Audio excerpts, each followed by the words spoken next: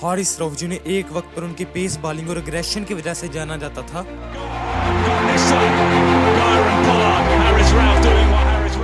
आज वो सिर्फ एक मजाक बनकर रह चुके हैं। वो बॉलर जो एक कंडीशन में स्मार्ट टोटल डिफेंड कर रहा होता है, वही बॉलर दूसरी कंडीशन में जाते ही मोस्ट एक्सपेंसिव बॉलर बन जाता है। एक बॉलर जिसका कोई फर्स्ट क्लास करियर नहीं और जिसने अपनी सारी जिंदगी टेप बॉल क्रिकेट खेली है, और इसीलिए हारिस रऊफ को अक्सर टेपिया के नाम से ट्रोल किया जाता है और कहा जाता है कि उनकी सिलेक्शन के पीछे सिर्फ एक चीज है और वो है उनकी पेस। लेकिन आज खुद पाकिस्तानी फैंस हारिस रऊफ से तंग आ चुके हैं। लेकिन क्या वो वाकई इतने बुरे बॉलर हैं या ये सिर्फ एक मिथ है? और क्या हारिस रऊफ एक कंडीशनल बॉलर हैं जो वो सिर्फ एक अच्छी कंडीशन में ही अच्छी बॉलिंग करते हैं? Let's find out.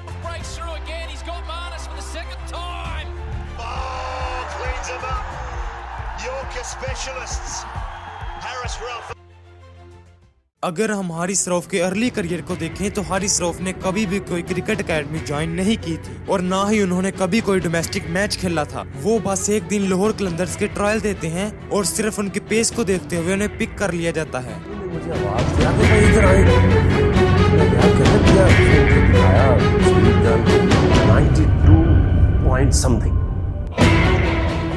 और उन्हें ट्रेनिंग के लिए ऑस्ट्रेलिया भेज दिया जाता है। लेकिन पीएसएल से पहले 2019 के बीबीएल में हारिस रऊफ को चांस मिलता है और वो उस चांस का पूरा फायदा उठाते हुए 10 मैचेस में 20 विकेट्स लेते हैं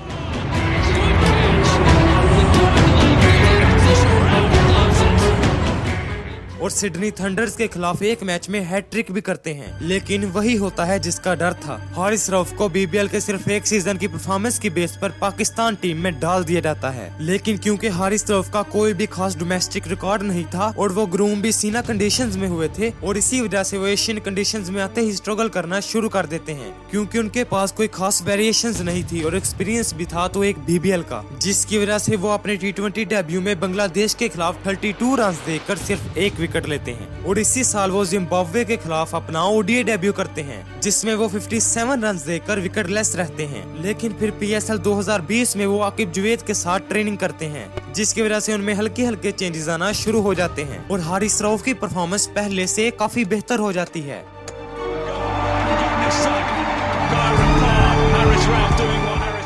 जिसकी वजह से उन्हें 2021 के T20 वर्ल्ड कप स्क्वाड में ऐड कर लिया जाता है। ये वर्ल्ड कप दुबई में हुआ था, लेकिन एशियन कंडीशंस होने के बावजूद हारिस रऊफ इस वर्ल्ड कप में काफी अच्छा परफॉर्म करते हैं और इसी वर्ल्ड कप में पाकिस्तान हिस्ट्री में पहली दफा इंडिया को वर्ल्ड कप में हराता है।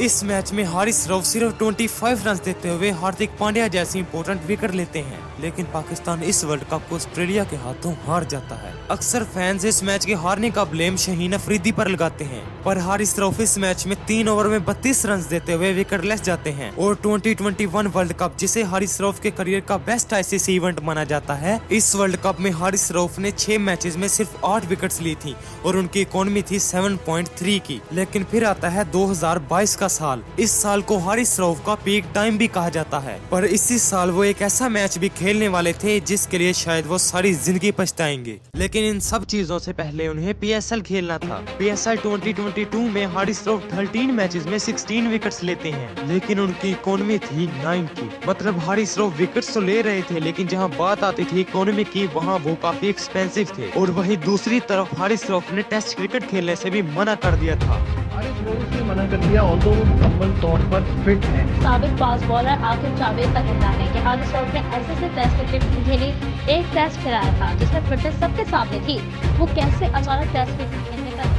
पर इसी साल हारिस रऊफ ने काफी अच्छी परफॉर्मेंसेस भी दी थी। जैसे इसी साल हारिस रऊफ अपने करियर की फास्टेस्ट बॉल फेंकते हैं और पाकिस्तान वर्सेस इंग्लैंड का वो मैच, जिसमें Haris Rauf brilliant death bowling करते हुए सिंगल हैंडेडली पाकिस्तान को मैच जितवा देते हैं। अभी तक जब हारिस रऊफ सीना कंट्रीज में खेलते थे, वो एक अलग ही बॉलर नजर आते थे, लेकिन एशियन कंडीशन में आते ही वो बुरी तरह फ्लॉप होते हैं। पर अब वक्त था T20 वर्ल्ड कप 2022 का, जो कि सीना कंट्री ऑस्ट्रेलिया में हो रहा था और जिसे हारिस रऊफ रऊफ का दूसरा घर भी कहा जाता है। लेकिन पाकिस्तान का पहला मैच था इंडिया के साथ। हारिस रऊफ इस मैच के स्टार्ट में बहुत अच्छी बॉलिंग करते हैं और रोहित शर्मा और सूर्य कुमार जैसे इंपॉर्टेंट विकेट्स भी लेते हैं, लेकिन फिर पाकिस्तान इस मैच को हार जाता है। पर इस मैच का सारा ब्लेम हारिस रऊफ पर डाल दिया जाता है, लेकिन हकीकत में हारिस रऊफ उस मैच में पाकिस्तान की तरफ से सबसे अच्छी बॉलिंग कर रहे थे। लेकिन फिर पाकिस्तानी फैंस को अगले मैच में उससे भी बड़ा सेटबैक मिलता है, क्योंकि पाकिस्तान अगले मैच में जिम्बाब्वे से हार जाता है। पर पाकिस्तान किसी न किसी तरीके से इस वर्ल्ड कप के फाइनल में पहुंच जाता है। इस पूरे वर्ल्ड कप में हारिस रऊफ ने सिर्फ 8 विकेट्स ली थी,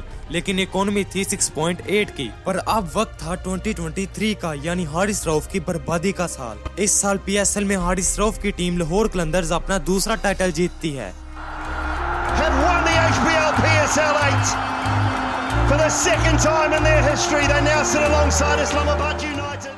लेकिन हारिस रऊफ यहाँ भी फ्लॉप हुए थे और फाइनल में तो उन्होंने पूरी कोशिश की थी कि उनकी टीम किसी तरह हार जाए, क्योंकि जहाँ पूरे मैच में लाहौर कलंदर्स की बॉलिंग डोमिनेट कर रही थी और मैच एक साइड पर हो चुका था, हारिस रऊफ डेथ ओवर्स में आते ही मैच को 50-50 कर देते हैं। Has he got enough of that? Has he got enough? You betcha he has. लेकिन अभी भी इससे बड़ी तबाही हारिस रऊफ का इंतजार कर रही थी। हारिस रऊफ 2023 का वर्ल्ड कप खेलने के लिए इंडिया पहुंचते हैं। इस वर्ल्ड कप में हारिस रऊफ बुरी तरह पिटे थे, जहां वो इंडिया के खिलाफ मैच में 6 ओवर्स में 43 रन देते हैं, ऑस्ट्रेलिया के खिलाफ 8 ओवर्स में 83 रन देते हैं, न्यूजीलैंड के खिलाफ 10 ओवर्स में 85 रन देते हैं। हारिस रऊफ इस पूरे वर्ल्ड कप में 33 के एवरेज के साथ 16 विकेट्स लेते हैं और इसी वर्ल्ड कप में सबसे ज्यादा छक्के खाने का रिकॉर्ड भी हारिस रऊफ के पास है। और यही हाल उनका 2024 के वर्ल्ड कप में भी था, जहां वो 4 मैचेस में 7 विकेट्स लेते हैं, लेकिन इकोनॉमी थी 6.7 की। लेकिन याद रहे 2024 के वर्ल्ड कप के हिसाब से ये इकोनॉमी बहुत ज्यादा है, जहां इस वर्ल्ड कप में हारिस रऊफ USA जैसी टीम से डेथ ओवर्स में टारगेट डिफेंड करने में भी नाकाम रहे थे। और इस वक्त अगर वो कोई चीज करने में अच्छे थे तो वो था जगरा। और अभी 2025 की चैंपियन ट्रॉफी में हारिस रऊफ पूरी तरह बर्बाद हो चुके हैं, जहां उन्होंने 2 मैचेस में 65 के एवरेज के साथ सिर्फ 2 विकेट्स ली हैं। लेकिन जो ही यही हारिस रऊफ एशियन कंडीशन से सीना कंडीशन में जाते हैं, ये बिल्कुल ही बदल जाते हैं। जैसे चैंपियन ट्रॉफी से पहले ऑस्ट्रेलिया टूर में हारिस रऊफ की फॉर्म कुछ और ही थी और वो पूरी ऑस्ट्रेलियन साइड को डोमिनेट करते हुए नजर आ रहे थे। और अभी न्यूजीलैंड टूर में भी वो सबसे अलग बॉलिंग कर रहे हैं। लेकिन क्यों वही हारिस रऊफ जब एशियन कंडीशन में आते हैं तो वो एक आम से बॉलर बन जाते हैं? इसके लिए हमें हारिस रऊफ के बायोमैकेनिक्स समझने होंगे। हारिस रऊफ अपनी बॉलिंग में ज्यादातर कटर्स और स्लोअर वंस का इस्तेमाल करते हैं और पेस तो उनके पास ऑलरेडी है और सीना कंट्रीज में उन्हें अच्छा खासा बाउंस भी मिल जाता है, जिसकी वजह से वो सीना कंट्रीज में काफी अच्छी बॉलिंग करते हैं। लेकिन एशियन कंडीशंस में आते ही हारिस रऊफ को वेरिएशंस की जरूरत पड़ती है, जो कि उनके पास नहीं है और ऊपर से उन्हें एशियन कंडीशंस में बाउंस भी कम मिलता है, जिसकी वजह से वो पकड़े जाते हैं। लेकिन हम अक्सर हारिस रऊफ को नई बॉल करते हुए बहुत कम देखते हैं। इसकी सबसे बड़ी वजह है कि हारिस रऊफ के पास स्विंग नहीं है, जिसकी वजह से वो जब नई बॉल करते हैं उन्हें मार पड़ती है। लेकिन आज हारिस रऊफ अपनी इन कमियों को ठीक करने के बजाय उल्टा दूसरों को कह रहे हैं कि आप हम पर तनकीद क्यों करते हैं। तनकीद की बात कर रहे हैं, वो तो मेरा से एक मामूल बन चुका है कि बस कोई लोग सारे बैठे हुए पाकिस्तान टीम का हारने का वेट करते हैं कि यार किसी तरीके से इनको इनके ऊपर बात की जाए। थोड़ा सा मुझे लगता है कि उनको देख के बोलना चाहिए कि वो क्या बोल रहे हैं। अपनी परफॉर्मेंसेस देख लें, आपको टीम कहाँ मिली थी, आप टीम को कहाँ छोड़ के जा रहे हैं। टीम 10वें नंबर की टीम है। तो ये थी हारिस रऊफ के ऊपर एक वीडियो। सब्सक्राइब